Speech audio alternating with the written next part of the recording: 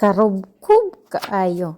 Hi, Maria na adlaw. Ako pala si Ann, isang OFW dito sa Taiwan. For today's video guys, ay happy ang person dahil binigyan ako ng bayabas ng kapitbahay. O diba? Actually kasi, dito sa bahay wala kaming bayabas kasi nga, yung mga tao dito is mga tagilid ang ngipin, tapos ako lang naman yung kakain. And then yung kapitbahay is dinalhan ako dito kasi may tanim sila. At alam nyo ba, masarap to ng biyabas as yung matamis na crispy. Yung basta, kung sabi sa karubkub kaayod say.